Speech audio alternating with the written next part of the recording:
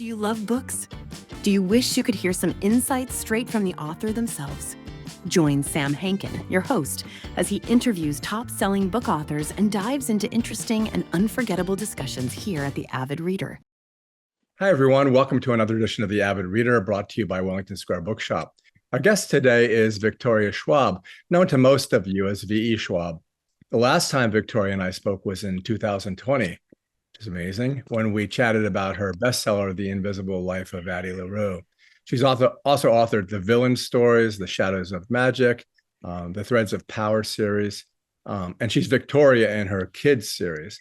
And also, her last novel was Gallant, which is a Gothic fantasy. It's easy to find in our bookstore because it has a really beautiful cover. So, Bury Our Bones in the Midnight Soil. It's published by Tor, a great publishing house that Victoria has had a long and mutually rewarding partnership with.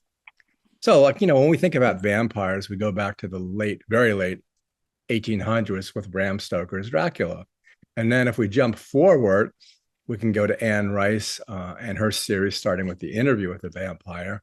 And then, there was a really interesting, I guess her name is Isabel Gomez, the Gilda stories, which often featured LGBTQ characters in much more diverse perspective, reflecting a lot of contemporary values. And then we now have Victoria's Bury Our Bones in the Midnight Soil. So main characters, it follows three women, Sabine from 16th century Spain, Charlotte from the 19th century London, and Alice, who's a college student in Boston in 21st century. But their lives, and especially because their longevity is so well known through the tropes of vampirism, their lives intertwine. And they have influence on each other in strange and wondrous ways. So, the themes are hunger, love, rage, identity, and again, there's a lot of diversity, which you don't necessarily often find. And, we all know the tropes of vampirism: wooden stakes, cemeteries, sunlight, mirrors, although we can talk about that. So yeah, Victoria, what made you decide to move forward and advance this genre? Well, I think it has always been an inherently queer genre, and that's kind of gotten lost in a lot of the modern tellings of it, the kind of sanitized, straight YA tellings, which can be very fun and very entertaining. But if you go back to the vampire and to Carmilla, the vampires originally represented an essential queering of identity. They defied binaries and boundaries. They were about almost kind of carnal knowledge or power. They represented a lot of freedom and liberation from society, liberation from mortality, but also liberation from the confines of a patriarchal system, a classical system. And so I kind of wanted to go back to some of the queer underpinnings of vampires and find a way to apply the rules and the construct and see how the system would change if we centered queer women. Because when women were put in the story, traditionally, they were victims, they were damsels, they were meals, they were very rarely the protagonists or the villains of the story. And so I think that one of the greatest things that I've wanted to see more of is the presence of queer characters in fantasy, which we see a lot. But specifically what I mean by that is that traditionally when queer characters are given narratives, their queerness is being mined for pain, for trauma, or for the plot. Their identity needs to be the plot. And so I've made kind of a goal most of my career about centering queer characters and queer existence and queer community in spaces that have traditionally not been afforded to them because it hasn't been about the plot. Wherein the straight characters are the default. And so I wanted to center these three young women. I wanted to explore queerness across time and across history, but I also wanted to explore the liberation of going from being a person in a femme-presenting body, in a female body, who is seen as prey by society, and then affording them the role of predator. Yeah, and when you talked about victims in my mind, especially since I'm old, I can see Christopher Lee and Bela Lugosi leaning. You can see that Yes. leaning in moment, and the Yeah, woman in the night diaphanous nightgown, and she's leaning back, and yeah, that's the way it was to me until I read exactly. the book. And yeah, it's funny because one of the things you did that I had never really thought about too much, and you really open it up, is this idea of the heart stopping and breath stopping, and talk about the process of why it was so intoxicating in so many different ways, depending on the situation, to drink. Sure. I mean, I think the heart is a seat of mortality. The heart is both a metaphorical and a literal thing. The heart as the literal organ, if it stops pumping, we're dying, we're dead. But also as a metaphorical sense, the heart as humanity, as the thing that keeps us human, keeps us tethered to the world. Obviously, there's a long tradition of the heart being a seat of weakness in a vampire. It's the thing that you stake to destroy them. And I wanted to expand on that further. So yes, obviously, if you destroy the heart of any of my vampires, you kill them. But at the same time, the heart stays mortal. And so the heart is not only the seat of their vulnerability, it's also the thing that still tethers them to the mortal world. When they drink blood from somebody, their heart begins to beat again for the time that they are feeding. And so it is the only time when they have a sense of nostalgia for the life that they once lived. Maybe they feel sunshine again. Maybe they feel memories, they feel whatever it meant to be human to them. And then from an existential standpoint, over time, as they lose their connection to humanity, they become less visibly mortal, less interiorly mortal. They become essentially more predator and less person. Yeah, and that's the thing about it, bothered me because their killings are so cavalier, and especially not spoilers, but especially with Sabine, especially towards the end when she and Yeah. Schwab kind of part ways, and also like at the last one of the last killings of a derelict kind of wino, she, Yeah. she says, he tasted like cheap wine. Yeah. And I never Yeah. thought of the connoisseur kind of gourmand. I mean, if you loved food the way Sabine did and you can't have food anymore, it's you only start to see variation in what you can have. But I think that the cavalierness, it depends on the person. Sabine is not somebody who ever really had an attachment to her mortality, to her humanity. She is hungry from the moment we meet her at 10 years old.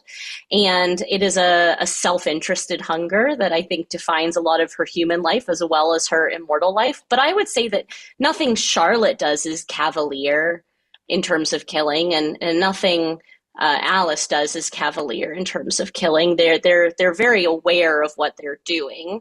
I think that one of the questions of the book is how do you justify harming others, especially once you know that it won't save you? Because my vampires learn that it's almost impossible for them to starve.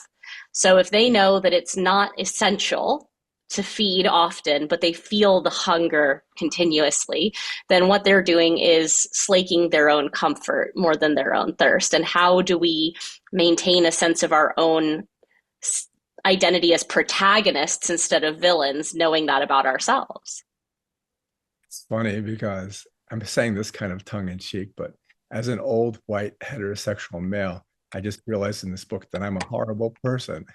Oh, you're no, but you're also not the hero. I think that's the thing is you get relegated to the point of prey, which is something that the women in this book have been in every context, in every history. And so I think that it's just a matter of shifting the lens of, yeah, it feels really unfortunate when you're treated as disposable to a narrative, but the characters in this book are traditionally the ones treated as disposable. Yeah, and like even from the wolf whistles as she passes the Yeah. construction site, or the hand that reaches out, or the look in the eye, or the tongue on the lips, you really paint the males who would be otherwise predators very, Yeah. very well. Thank you. I mean, like you say, it's not meant to be comfortable, right? And I think it's about a sense of there is a majority of people who get to go through the world not experiencing bodily fear, right? And so when I was thinking about the fact that so I'm a runner, right? I will never get to go running at night without something, without fear, without a personal defense device, without having to weigh the pros and cons of my desire versus my danger. And the fact is, like, it's a really privileged take to get to move through the world without having to fear for your life by simply the body that you wear.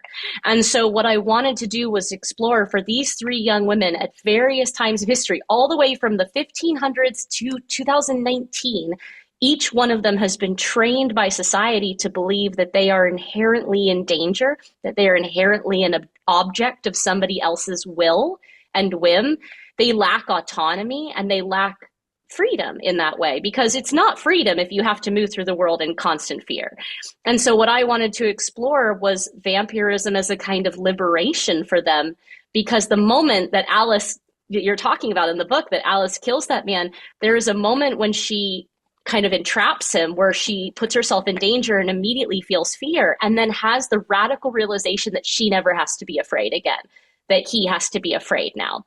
And it tells you the world that we live in, that I can't think of a greater superpower. And what a depressing one.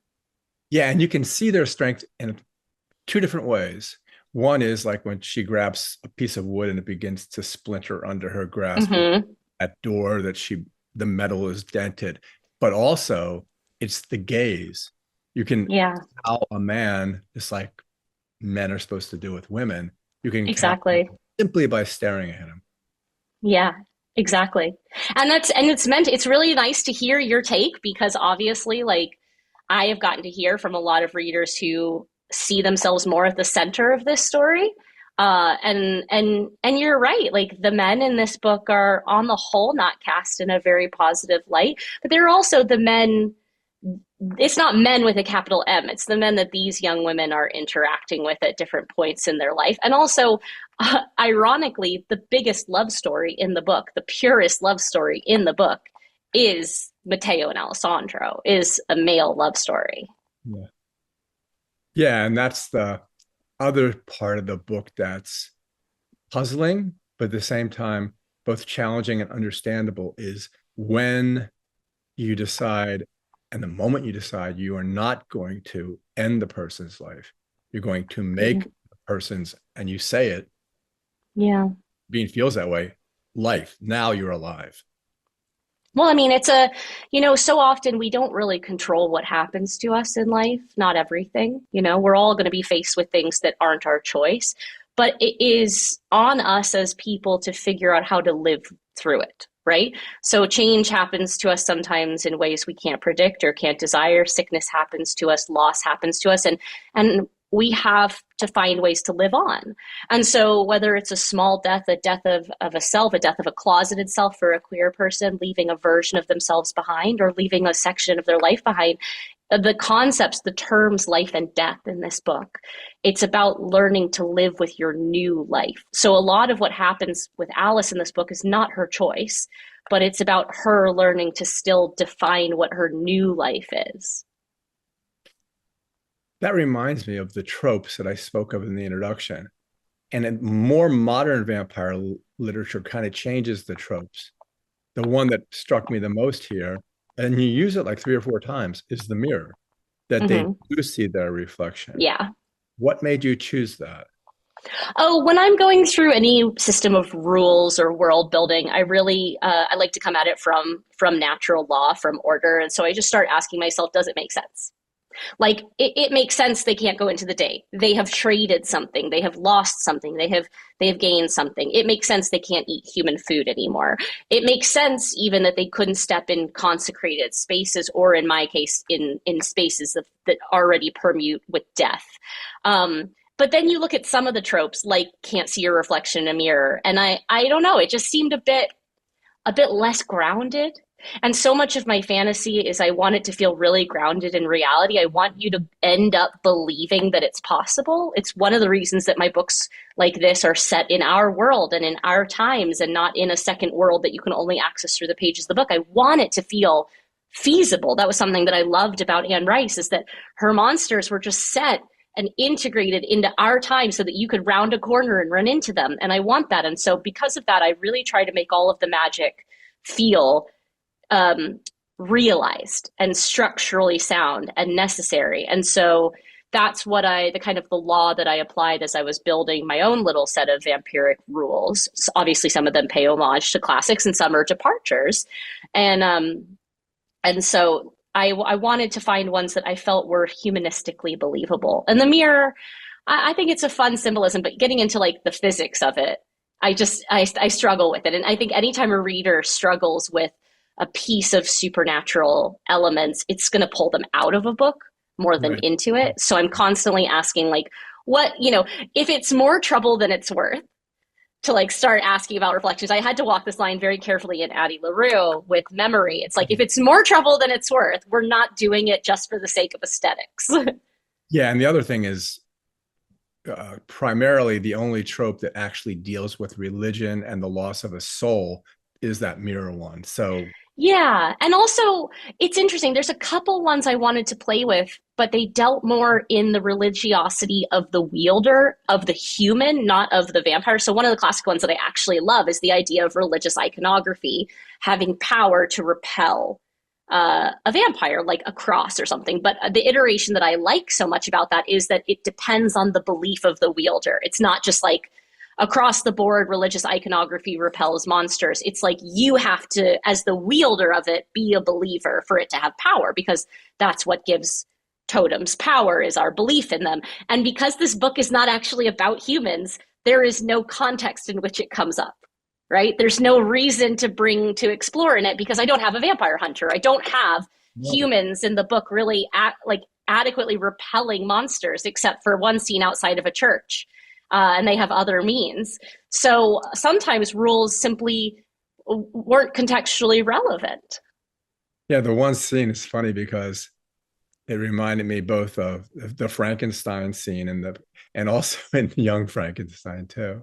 It's always Yeah, the pitchforks. always have to have some pitchfork. You can't have a monster story without at least one pitchfork. No, and you can just it's a very cinematic book, and I can easily Yeah, see it being a movie. thank you. No, it would probably be a Netflix series so they could. Hopefully not. No, but I try to write. I write all of my books as if it's a movie playing in my head, Really? so that I can try and make the same film play in your mind down to the atmosphere and the score. I use a kind of like mental camera that's moving through the scene with me, so that that's how I decide what to notice. That's fascinating. That reminds me of one thing is, especially as a bookseller, booksellers love to look at epigraphs and Hmm. beginning, and then I looked it up to see where is this quote from? Where is this Yeah. quote? And it's not from anywhere. And then No. it repeats repeatedly through the book. And so you're really trying to convince the reader, this is really what we are. Well, it's I wanted to instill a sense of Oh, narrative within the narrative with the poem, exactly. And the thing I like about it is that to date, based on the vampires that you encounter in this book, none of them made it, but each one of them has encountered it, which means it has been passed down in a kind of oral tradition.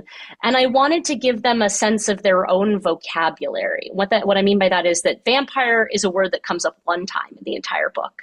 And it is kind of disdained by them because it's a word invented by mortals. So it's not like it's not a choice from within the community, right? It's a word that has been applied to them, not a word that has been selected by them. And so I wanted to figure out, how do they see themselves? And I wanted to use a natural motif, a nature motif, literally, because I did not want my queer young women to be seen as unnatural in that way. And vampires in my book, they are the most natural. They are an evolution.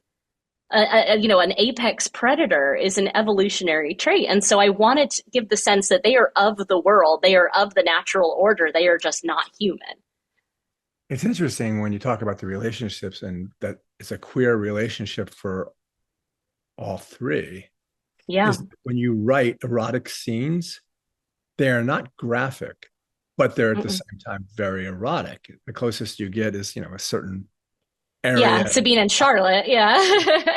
but it's never graphic. But at the same No. time, it's titillating.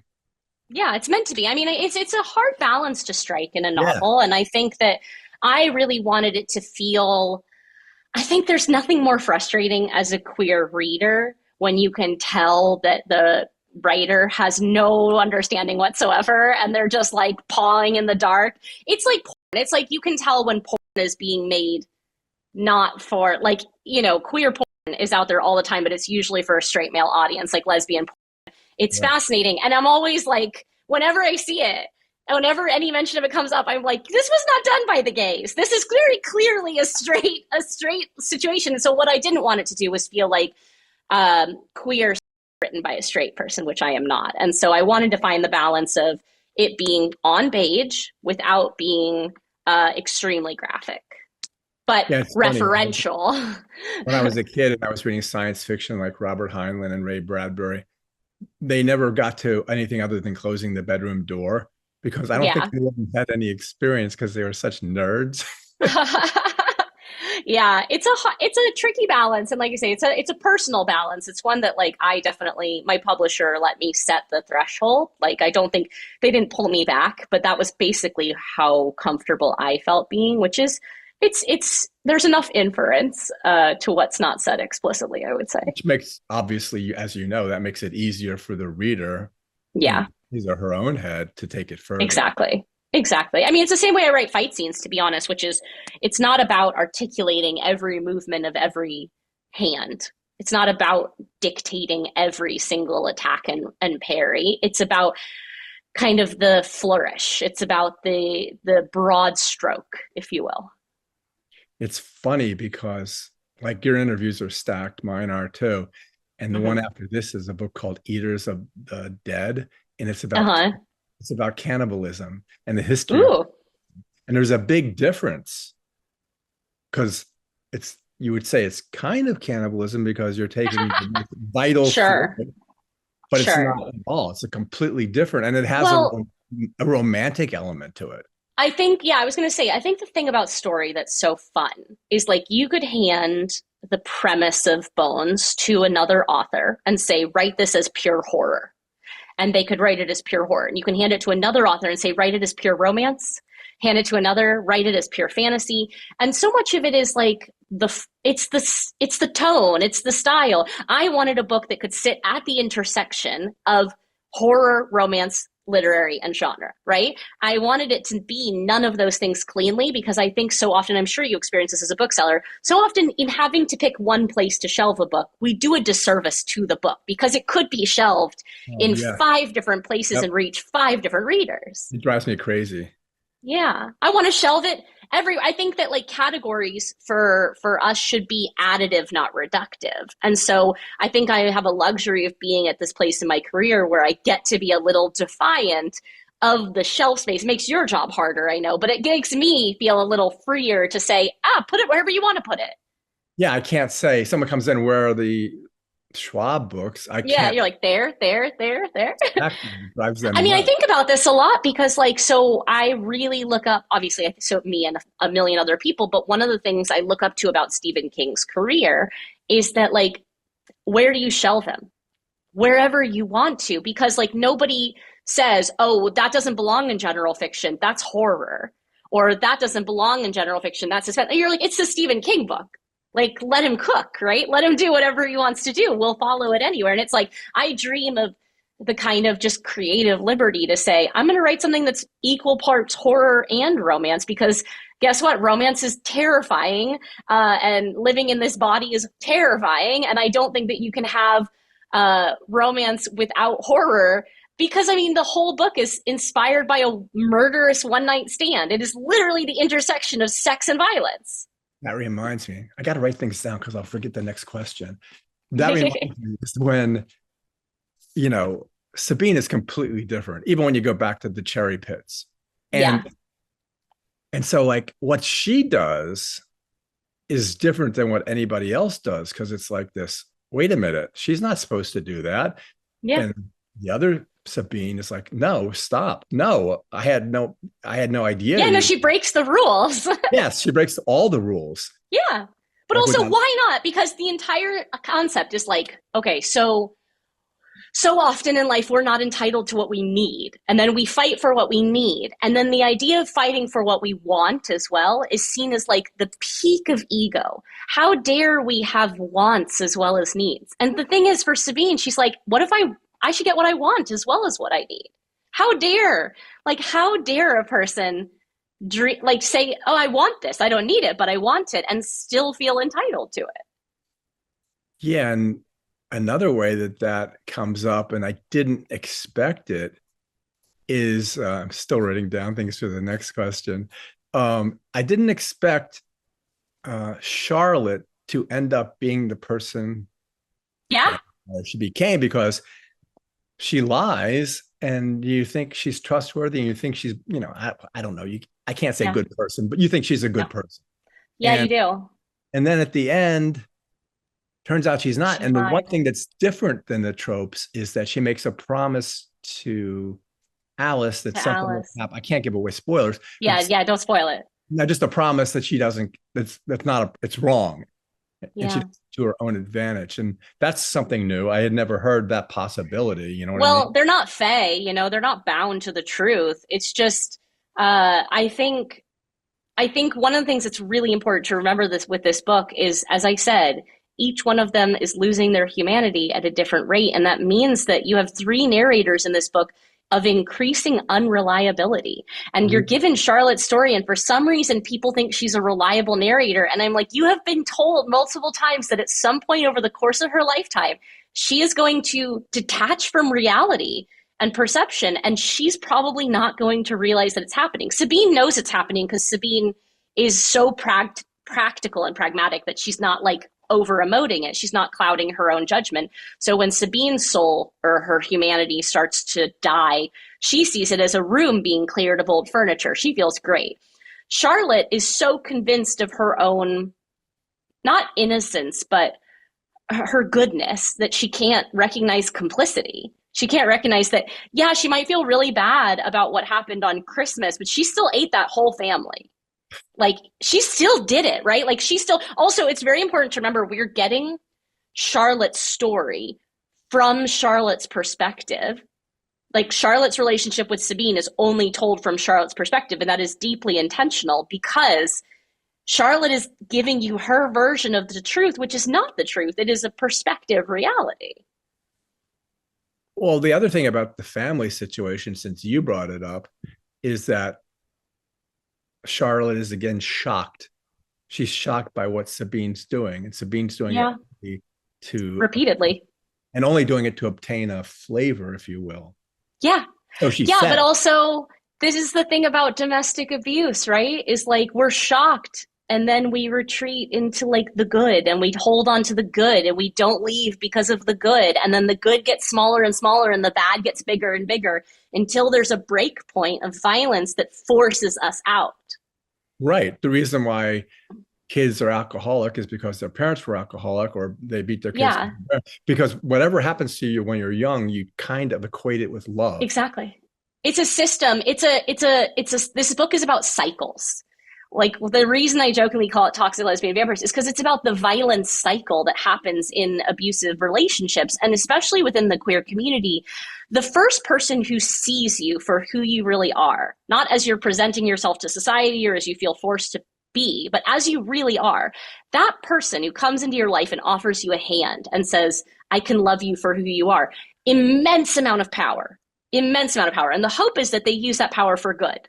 And the danger is when they don't. And the fact is that the widow comes into Sabine's life, immense amount of power, says, I can actually give you a life that you want, follow me.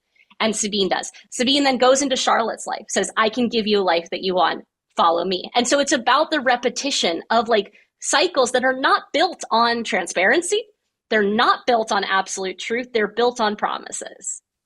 I would disagree with you to a certain extent the way you wrote this book. I would say there's a blurred line because when she's at the club, when she sees her for the first time as the widow and her hair, there's an immediate connection. There's no promise, there's no I'm going to be there for you. It's all 3 of them. It's just like, that's the most romantic and erotic part of it. And you and I have both experienced it. you look at somebody, and at that Yeah. moment, there's no Yeah. promise. Well, no, it's different for Alice because Alice is already out. So Alice's promise is a little different. Alice thinks she's just going to have a fun night. That's true. Yep. Alice's consent there is we're going to have a nice time, not you're going to murder me, right? But like, so Alice has a slightly different journey to go on because she's the only one who's not in the closet. Actually, Alice's journey is completely different because let's see how I can say this. Yeah, Alice is trying to build her own life out of like the ashes of her family. Yeah, and that's the whole backstory that we don't Also, Alice is 18 in modern times, and being 18 in modern times with the delayed adolescence that we have is completely different from being 18 at Sabine's age or at Charlotte's age. So it's also about like how society treats us at different ages. Because Alice is 18 and just starting to ask herself the question, who I want to be. Who do I want to be in life, right? And like by that point in their lives, Charlotte and Sabine have already been told by their families and by society who they will be. Yeah, it's like Charlotte's aunt. And it's so funny because coming out has a completely different Yep. when you're going to the party or you're a debutante. It's a complete, Yeah. but you were still coming out. Sure. You're being presented. You're presenting yourself. Exactly. But I was going to say the backstory for Alice is fascinating, and it kind of, what does it do? Her sister. Yeah. I mean, it's about living in someone else's shadow. It's about it's about loss too. It's about what happens when you can't live in someone else's shadow anymore, and also what happens when you feel like you're living for not just yourself. Because that is, I think, the reason Alice takes what happens to Alice by in this story so hard is because she feels like her life is not just her life. So what was taken away from her was not just her future, but it was a future that she was trying to live on behalf of multiple people. And also one that she was trying to make, and she had an idea. The other thing about Alice is she's really pissed. She's really angry. And it's almost she's furious. It's almost like she doesn't really admit who she is or understand who she is, even when she's committing the very acts. Yeah. Whereas I would argue that Alice is becoming who she is in these 48 hours. Alice is like, people finish the book and they think Alice was the hero. And I see this as an origin story for a villain. Well, if this becomes a book club book, and again, staying away from spoilers, yeah, the last line of the book essentially crystallizes and defines everything that was in the book. But it's a fulfilled promise. This is the thing. The ending is extremely contentious. I accept that. It is meant to be. I mean, I choose my endings first. So like I write an entire book to the ending. But what I would argue is that Alice's beginning and Alice's ending in this book are exact full circle. Like she goes into that bathroom at that party. She's like, I want to be new Alice. She ends this book as new Alice. It's just not the version, maybe not the version she wanted to be, but I think it was the version. Like you got to look at Alice's body count over 48 hours versus even early Sabine. Like she is not born in Charlotte's image here. She is very, very much like the kind of monster that grows well in the garden. Yeah, I never really thought about it that way. She's not soft. She's angry. Yeah, I know, but it doesn't seem like she ought to be. But the new Alice. I mean, if you think about it, though, she's had things that happened to her in her childhood that she had no control over in terms of loss. She then has come to school desperate to remake herself. She's had her life stolen, essentially raped and murdered. Because of things that happen after she's not aware of anything that happened after falling asleep with Charlotte, right? So she had no consent whatsoever to what happened to her. She now feels like her life, what little she had to begin with, has been taken away from her. She was a very reactive person. And now, like, I think Charlotte's final actions tip the scale of Alice's rage, but I think it is a long simmering anger. It was an anger with her sister. It was an anger with her family. It was an anger that she never let herself feel because Caddy was always the angry one. And I think she finally has entered an active anger. She was a reactive calm, and now she is an active rage. And I think sometimes that like that's what it takes, is somebody pushing us over the edge into ourselves. Yeah, and it's funny because you really did that well, because first she looks in the school directory, and then she Yeah, finds a blurred picture, and then she finds Ezra, and then she finds a hotel, and she finds the room number of the hotel. She goes yeah, in there, and the first thing is what you've been through a lot in your life too, is Charlotte said, "It wasn't me. yeah, I didn't do it." yeah. So, I mean, it's a messy, messy dynamic. But also, all Alice wants is like easy answers. This is the issue, right? Like, Alice wants someone to tell her who to be and how to be and what to do. And she keeps looking for easy answers, and she is not getting any easy answers. But she's definitely a combination of two things, because like with her roommates, and even in that her bathroom scene, Yeah. it's like she's tentative and she's shy and she can't She's be open. 18. Yeah, She's 18. but her roommates rag on her and she can't She's report. 18 and she's from a small town in Scotland. And she's in a completely new Yeah, country that she's never been to before, completely away from all of her family. She's come from a small village into this where world. her big sister controls everything. Exactly. Yeah. So like she's such a fish out of water. And I think that I was that anxious. I was that anxious until I was 30. Like the fact is like she's just trying to figure out, especially like going to college anyway is like this massive earth-shaking moment wherein you're suddenly like all of your underpinnings are gone. This is the farthest she has ever been from home in her entire life. And she doesn't have her big sister to trail behind. She doesn't have a model to follow for anything. So she is like completely at odds with everything happening around her. It's funny. It reminds me in your acknowledgments where you suggest that every time it's really hard. Every time you start this, it's really Yeah, hard. it is. The same as it was at the first one. Yeah, Which this is is book 25 and it's really hard. yeah, it's like an actor, actors going on stage for the 400th time on Broadway. They want to be scared. They still want to be Yeah. scared.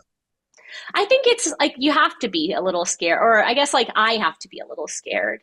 I have to feel like the stakes are there. I have to feel like it's risky. I think it would be really easy to look at a book like Addie LaRue and be like, oh, here's a list of what people liked about that book. Let me just repeat myself in different formations. But that's not what excites me creatively. So I think that for better or worse, I'm searching for new corners to push my readers with me.